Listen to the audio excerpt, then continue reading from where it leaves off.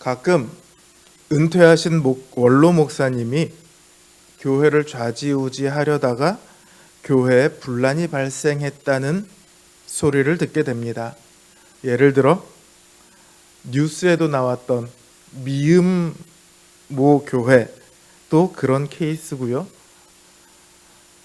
뉴스에는 나오지 않지만 안타깝게도 그런 교회들이 생각보다 많이 있습니다.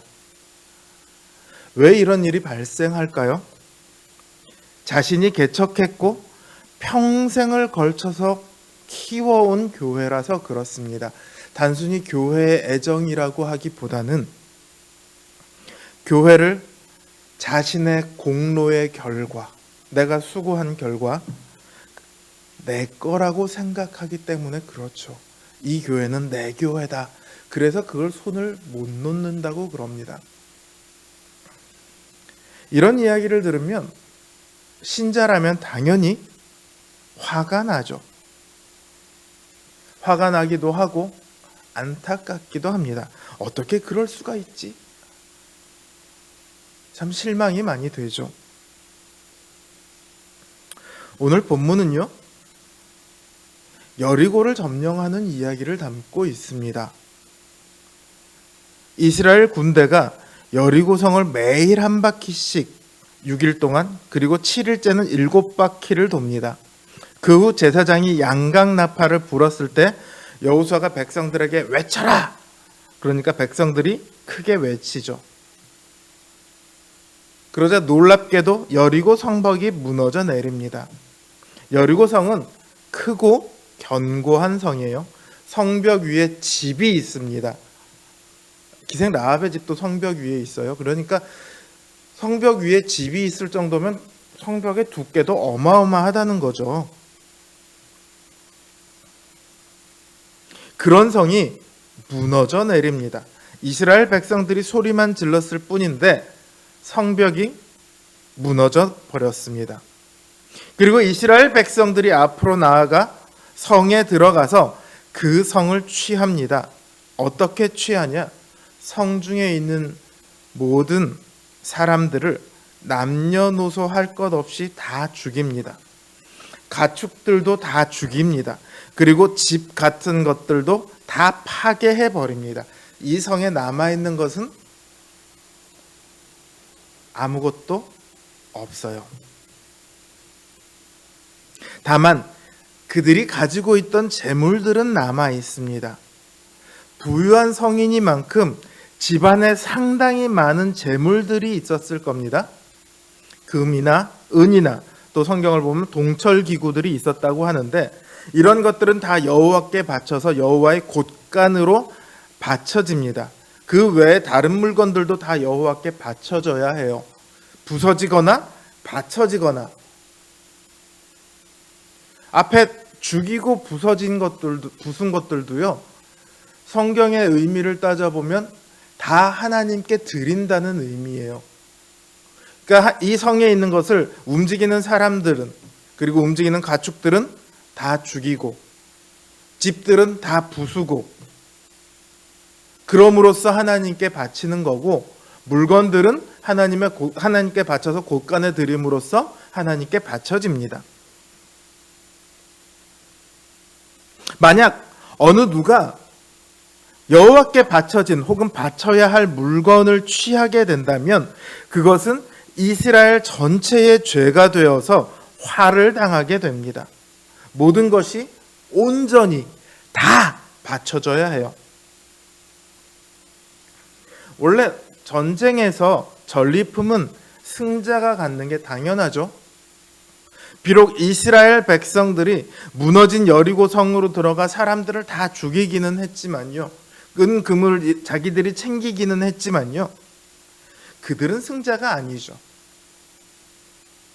이 전쟁은 여호와 하나님의 전쟁이고요, 이스라엘이 이길 수 있었던 것은 하나님의 능력이었습니다. 이스라엘 백성의 능력으로는 결코 성을 무너뜨릴 수 없어요. 아니, 여리고랑 싸워서 이길 수 있을지도 모릅니다. 여리고 백성들이 두려워했던 것은 이스라엘 백성이 아니라 이스라엘의 하나님이었습니다.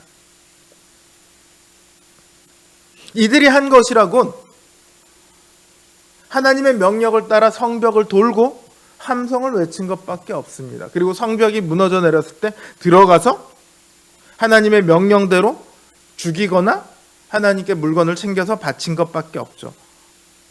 그러니까 이스라엘 백성들이 승자가 아니라 사실은 이 전쟁을 직접 수행하신 하나님이 승자입니다. 이스라엘 백성들은 다만 그 승리에 동참했을 뿐인 거죠. 그래서 그들은 아무런 불만 없이 모든 것을 하나님께 바칩니다. 하나님만이 승리자이시기 때문에 모든 것이 하나님께 속하게 되는 것은, 하나님께 드려져야 되는 것은 너무도 당연한 일인 거죠. 우리가 교회를 자신의 것이라고 생각하는, 그렇게 착각하는 목사님에 대해 화가 나는 것도 바로 이런 이유 때문입니다. 교회가 어떻게 사람의 것일 수 있습니까? 교회는 우리 주 예수 그리스도의 승리의 전리품입니다. 교회는 오직 주님의 것입니다. 맞죠? 여기 대해서 어느 누구도 불만을 가지거나 이의를 제기할 수 없습니다. 그럼 여기서 한 가지 질문을 제가 더 드려볼까요? 그렇다면 우리의 삶은 누구의 것입니까? 우리 자신의 것입니까? 우리는 사도 바울의 고백처럼 나의 나 된 것은 하나님의 은혜입니다. 이렇게 믿으며 살아가고 있습니다. 우리 자신의 힘으로 살아가는 인생이 아니라 하나님의 인도하심과 보호하심과 도우심을 따라 살아간다고 고백을 합니다. 그래서 우리가 기도하는 거죠. 하나님의 도우심과 그 힘을 우리가 얻기 위해서. 만약 우리가 이렇게 우리의 삶이 전적인 하나님의 능력으로 살아가는 것이라고 인정을 한다면 우리의 모든 것은 누구의 것입니까? 우리의 소유, 우리의 인생, 우리의 생명 모두가 다 누구의 것입니까?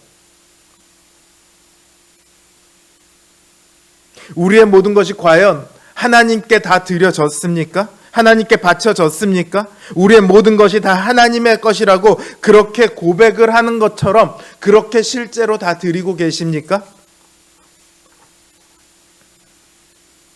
안타깝게도 또 부끄럽게도 우리들은 우리들의 가진 모든 것을 다 드리지 못하며 살아갈 때가 너무도 많이 있죠. 우리 삶의 일부분은 하나님께 드렸지만 나머지는 여전히 우리의 소유인 것처럼 그렇게 살아가곤 합니다. 여전히 우리 삶은 우리 자신의 것일 때가 많이 있습니다. 그런데 이런 자세라면 교회를 자신의 것으로 착각하는 그 원로 목사님과 다를 바가 무엇이 있을까요? 그들을 향해 비난하는 그 손가락질이 우리 자신을 향한다고 해서 이상할 일이 있을까요? 하나님의 은혜로 우리의 삶이 이루어지고 있다는 것을 인정한다면 우리 삶의 모든 것이 하나님의 것임을 우리는 또한 인정해야 합니다. 우리 일부분이 아니라 우리 인생 전부가, 심지어 우리 목숨까지도 다 하나님께 속했음을 우리는 깨달아야 합니다. 그러지 못하면 우리는 우리의 인생을 아끼게 됩니다.